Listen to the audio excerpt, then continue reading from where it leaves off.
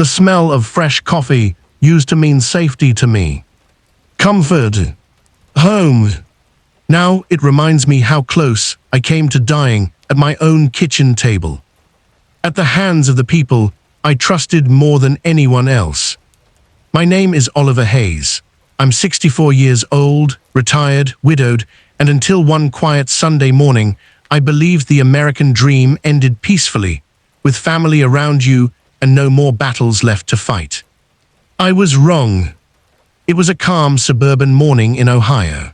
The kind Americans love: trim lawns, flags on porches, quiet streets, and neighbors who wave even if they don't really know you. Inside my kitchen, sunlight slipped through the blinds. The coffee machine hummed softly. A football talk show played low on TV. Everything felt normal. My German Shepherd Max lay beside my chair, loyal, calm, always watching. My daughter Emily stood at the counter, pouring coffee into my favorite mug. She smiled, the same smile she had as a little girl when she asked me to fix her bike or help with homework. "Dad," she said gently, "I made your coffee just the way you like it. Thought we could have a quiet Sunday." Her husband Ryan leaned against the counter, scrolling on his phone. He barely looked at me. I nodded. "Sounds good, sweetheart." Emily placed the mug in front of me.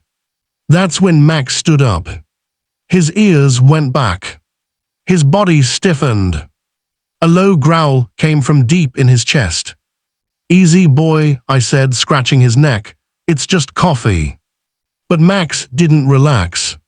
His eyes were locked on the cup. I lifted it. The smell hit me first. Not burnt.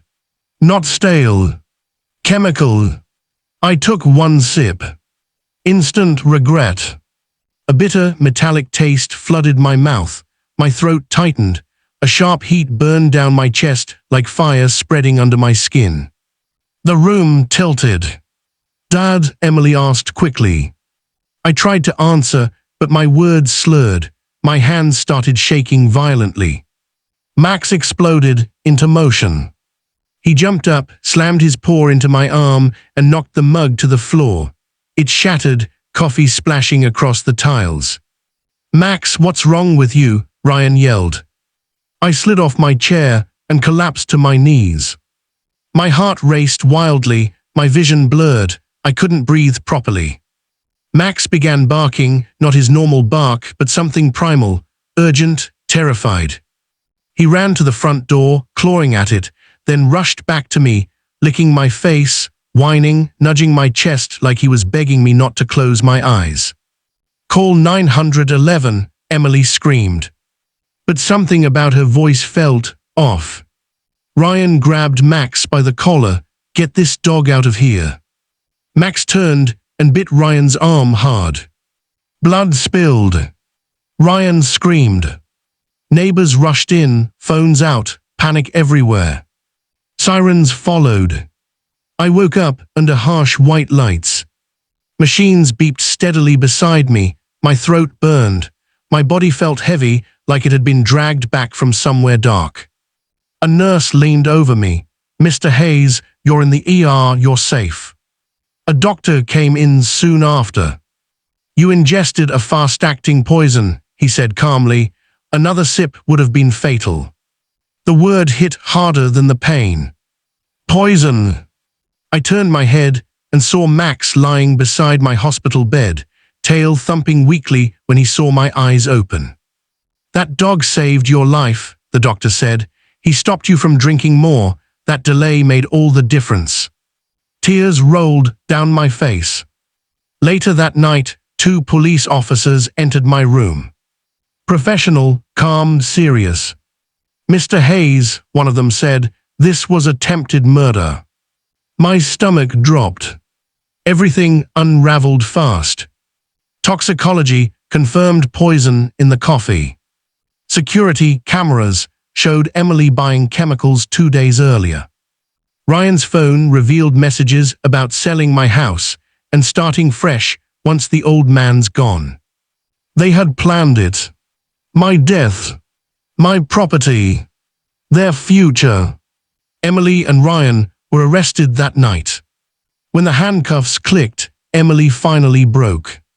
"I didn't want it to happen like this," she cried. But poison doesn't care about excuses. The media took over. Hero dog saves owner's life. Family betrayal in suburban America. Attempted murder over property. Max became a local hero. But fame didn't erase the betrayal. The horror wasn't the poison. It was realizing how quietly love can turn into greed. Weeks later, I sat in court holding Max's leash. Emily looked small, broken. Ryan wouldn't look at me. The judge read the verdict. Guilty. Justice was served. But justice didn't bring peace. That night I sat alone in my living room. Same house. Same memories. I looked at old family photos and felt the weight of anger trying to take root. Max rested his head on my knee. He hadn't hesitated. He hadn't questioned. He had chosen loyalty. I realized something then. Justice protects society, but forgiveness protects the soul.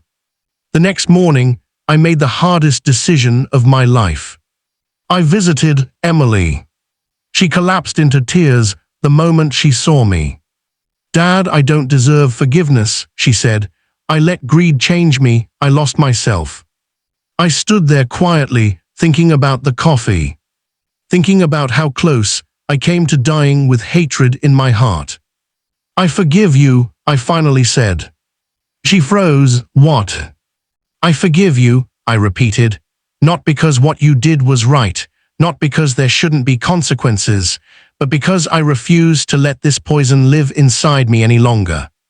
She cried harder than I had ever seen. Ryan faced justice through the law. Emily faced something harder, the chance to change. Today, Max sleeps at the foot of my bed. I volunteer at shelters and share my story. I still drink coffee every morning.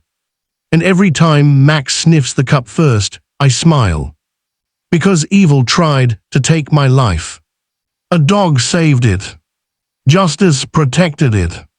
And forgiveness gave it meaning. Sometimes the greatest strength isn't survival. It's choosing hope after betrayal. And sometimes the truest hero walks on 4 legs.